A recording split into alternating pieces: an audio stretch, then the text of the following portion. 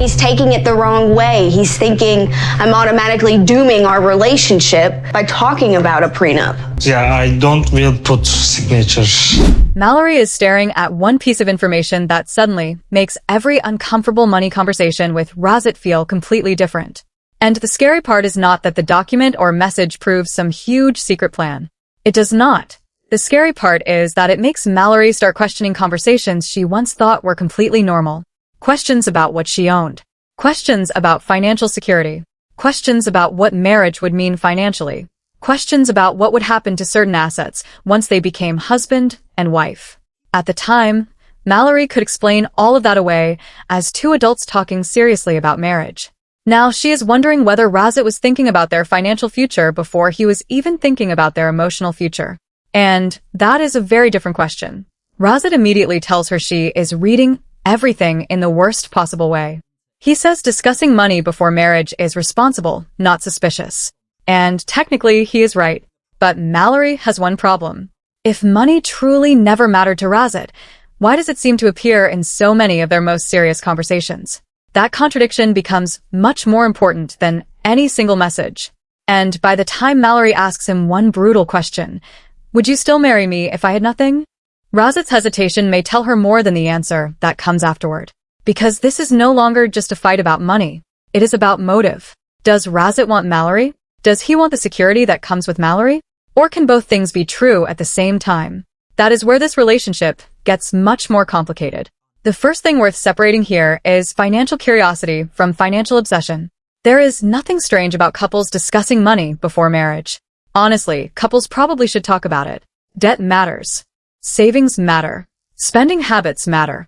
Financial expectations matter.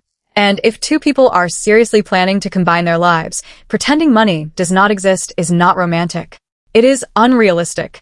So Rasit asking Mallorie financial questions is not automatically a red flag. The problem comes from frequency, timing, and emphasis.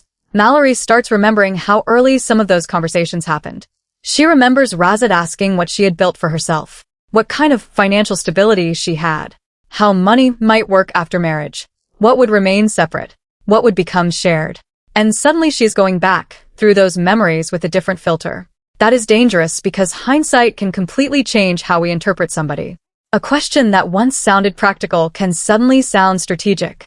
A compliment that once sounded like admiration can suddenly sound like somebody calculating value. And that does not necessarily mean the second interpretation is correct. It means trust has changed. That is the bigger issue. Because once Mallorie becomes suspicious of Rasit's motivation, almost everything Rasit says can be interpreted against him. If he asks about money, he looks interested in her finances. If he avoids discussing money, she could wonder what he is hiding. If he accepts her boundaries immediately, she could think he is pretending. If he pushes back, she could think she finally exposed what he really wanted. That creates an almost impossible position. And Rasit knows it. But then the prenup comes back into the conversation. Now this is where Mallorie's suspicion becomes much harder for her to ignore. Rasit had treated the prenup like an emotional insult. From his perspective, a prenup could feel like Mallorie is entering the marriage expecting him to betray her. He may hear, "I love you enough to marry you, but not enough to trust you." That can be painful, especially if the financial balance between two people is already unequal. The partner with more assets usually sees a prenup as protection. The partner with fewer assets can sometimes see the exact same document as proof they will never be treated as an equal. So Rasit being offended does not automatically prove he wanted Mallorie's money. But Mallorie starts asking a different question. Was he offended because she did not trust him? Or was he worried because the prenup would limit what marriage changed financially? Those are not the same thing. And once that question exists, Mallorie starts looking for evidence. That brings us to Rasit's phone. The messages are not some perfect smoking gun. There is no clear confession saying, "I am marrying Mallorie for money." That would make the story easy. Instead, what she finds is more ambiguous. Rasit has apparently talked about financial stability after marriage. He has thought about how marriage could change his situation. He has discussed what spouses normally share. Again, none of those conversations automatically prove bad intentions. But Mallorie no longer sees them independently. She connects them. The early questions. The prenup disagreement. The interest in financial stability. The private conversations. Now she has a pattern in her head. And this is where I think viewers would split immediately. One group would probably say Mallory is seeing exactly what she needs to see. If somebody keeps asking about money, and then becomes uncomfortable when legal boundaries are introduced, of course that looks suspicious. Another group would probably say Mallory has created a theory and is now forcing every detail into it. And that is a real danger. Once you decide somebody has a hidden motive, you can turn almost anything into evidence. Rasit talks about money? Evidence. Rasit gets offended at being accused? Evidence. Rasit says money does not matter? Maybe he is hiding something. Rasit says money does matter? Now Mallory says she was right. That is why the strongest evidence is not necessarily the messages. It is the contradiction. Rasit had told Mallory money was not important, but the subject keeps appearing. So Mallory asks him directly, if money is not important, why does financial security come up so often? Rasit finally makes a distinction that actually matters. He says wanting stability is not the same thing as wanting Mallory's money. And he is right about that. People can care deeply about financial security without being gold diggers. People can want a marriage that improves their overall life without only wanting the person for what they own. Marriage is emotional, but it is also practical. Where will you live? Who pays for what? What happens if someone loses a job? What happens if one partner earns more? Those questions are unavoidable. The issue is not whether Rasit thinks about financial security. The issue is whether financial security is part of the relationship or the reason for the relationship. Mallory wants to know which one it is. So she asks the question almost designed to remove every distraction. Would you still marry me if I had nothing? And Rasit hesitates. Now, if you are Mallory, that hesitation probably feels horrible. You want an immediate answer. Yes. No thinking. No calculación. No looking away. But hesitation is not automatically confession. That matters. Sometimes people hesitate because they know they are being tested. Sometimes they are angry at the question itself. Sometimes they are trying to understand what answer will even be believed. Rasit eventually says yes. He would still marry Mallory. But Mallory cannot get past the pause. Why did you need to think? Rasit gets frustrated because from his perspective, Mallory has created a question where every response is dangerous. If he answers too quickly, she might say he is performing. If he hesitates, she says the hesitation proves something. And that is when Rasit turns the entire financial argument around. He tells Mallory she controls the relationship when money is involved. That is a serious accusation. Because now Rasit is saying the financial imbalance itself has become a power imbalance. Mallory wants the prenup. Mallory wants boundaries. Mallory decides what remains protected. Mallory decides what gets shared. From Rasit's perspective, maybe all of those protections communicate one message. This is my money, and you need to prove you deserve access to anything. Mallory sees protection. Rasit sees hierarchy. This is where both sides become easier to understand. The person with more money fears being used. The person with less money fears always being treated like the person who needs something. One is afraid of exploitation. The other is afraid of humiliation. And if those fears are not handled carefully, every financial conversation becomes emotional. Mallory says she wants equality. But Rasit asks what equality means if only one person controls the financial rules. Then he says marriage should involve real financial partnership, joint decisions, shared responsibility, a sense that they are building something together. That sounds reasonable. But Mallory hears something different. She hears access. She hears Rasit talking about combining resources she built before he entered her life. And that creates the central conflict. Does marriage mean everything becomes ours? Or can two people be fully married while still protecting what they had before? There is no universal emotional answer to that. Some couples combine everything. Some keep certain assets separate. The problem is not which system they choose. The problem is that Mallory and Rasit seem to attach completely different meanings to each system. To Rasit, separation means distrust. To Mallory, separation means security. And then Mallory admits she did something that complicates her side of the story. She tested him. At one point, she made Rasit believe her financial situation might be less secure than he thought. She wanted to see whether his behavior changed. Rasit becomes furious when he learns this. And honestly, that reaction is understandable. Secret tests are dangerous in relationships. Because if you need to manipulate a situation to discover whether you trust somebody, that usually means trust is already in serious trouble. Mallory says she needed information. Rasit says she set him up. Both can be true. A loyalty test can reveal something, but it can also create behavior that would never have happened under normal conditions. Think about it. If your future spouse suddenly tells you their finances are in trouble, you might immediately ask questions. What happened? What does this mean for the wedding? What does this mean for your plans? Does that automatically mean you only cared about their money? No. It might mean you understand that financial problems affect married life. But Mallory notices how focused Rasit becomes when financial stability suddenly appears threatened. And for her, that reaction confirms something.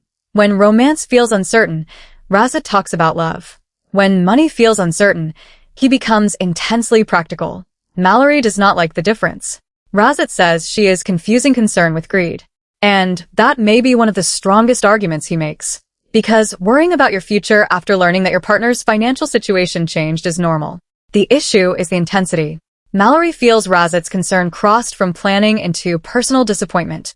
That is what she cannot forget. And now she starts looking backward. This is where suspicion becomes powerful. Old conversations suddenly change meaning. When Rasit admired Mallory's independence, was he admiring her personality or her stability? When he talked about building a future, what exactly did future mean? When he asked financial questions, was he trying to understand the woman he wanted to marry or calculate the security attached to marrying her?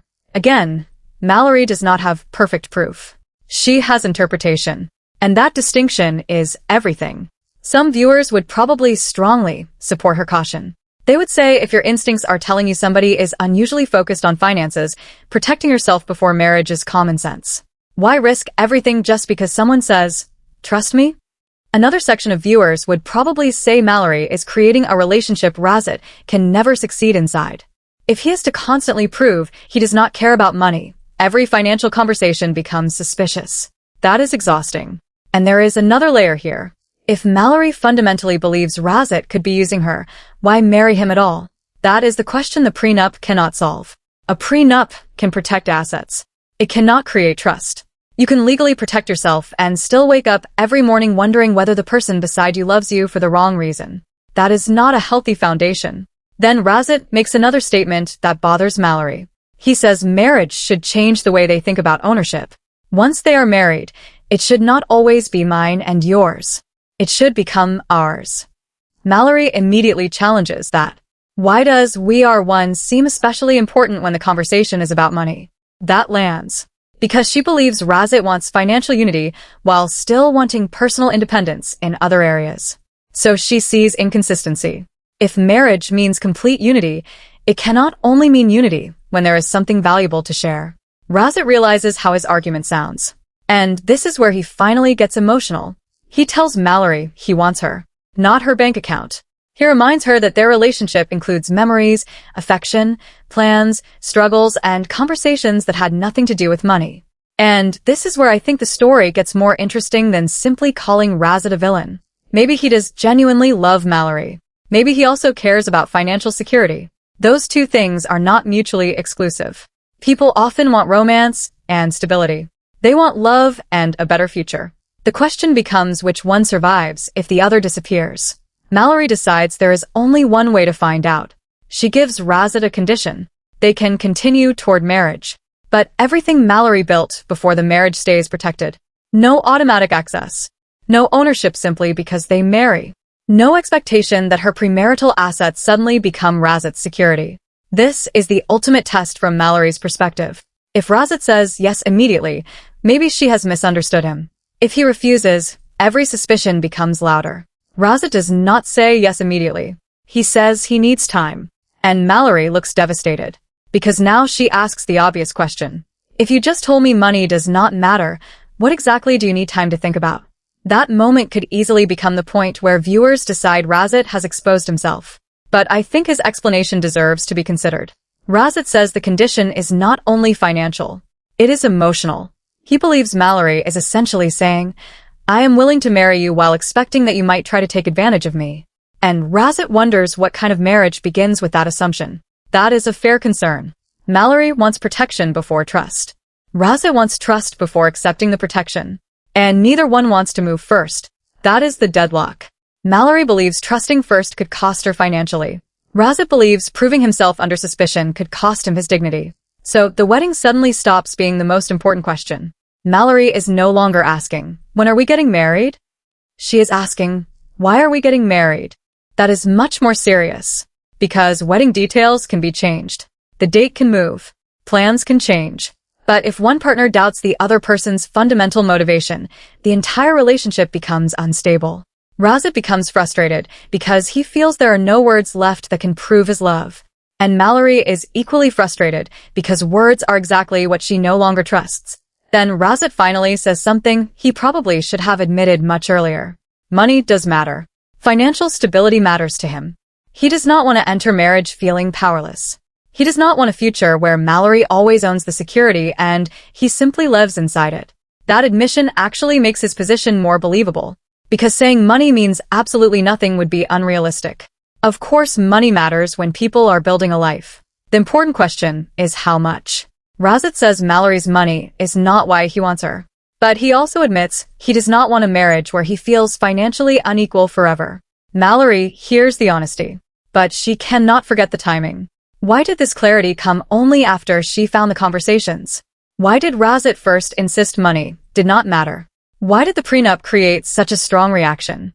Why does he need time to decide whether he can marry her with her premarital assets protected? Those questions remain. So Mallory decides she needs distance before making any final wedding decision. Rasit sees that as punishment. Mallory sees it as protection. And neither of them gets what they actually want. Mallory wants Rasit to prove she is wrong about him. Rasit wants Mallory to believe him without forcing him through another test. That tension is not going away quickly. And what Rasit does next would probably tell us much more than anything he has already said. If Rasit accepts the prenup and respects Mallory's boundaries without constantly fighting them, that could slowly weaken her suspicion. Not immediately. Trust does not rebuild in one conversation. But behavior matters. If Rasit genuinely wants Mallory more than financial access, then accepting those boundaries should eventually become possible. On the other hand, if every conversation keeps returning to what he will receive financially after marriage, Mallory's fear will grow. But Mallory also has her own test ahead of her. What happens if Rasit accepts everything? What happens if he agrees to the prenup? What happens if he stops asking about her premarital assets? What happens if he gives her every financial protection she asks for? Will Mallory finally trust him?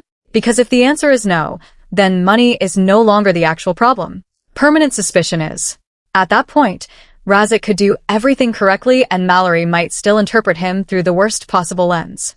And you cannot build a healthy marriage where one person is permanently trying to prove they're not a threat.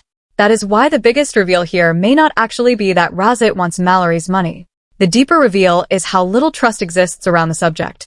Mallory fears Rasit sees marriage as financial opportunity. Rasit fears Mallory sees him as somebody financially beneath her who needs to be controlled. Those fears feed each other. The more Rasit pushes against financial boundaries, the more suspicious Mallory becomes. The more suspicious Mallory becomes, the more Rasit feels insulted and unequal. Then his defensiveness becomes new evidence for her. And her testing becomes new evidence for him that she never trusted him. That cycle could destroy the marriage before the wedding even happens. So, the question is not simply whether money matters to Rasit. Clearly, financial security matters to both of them.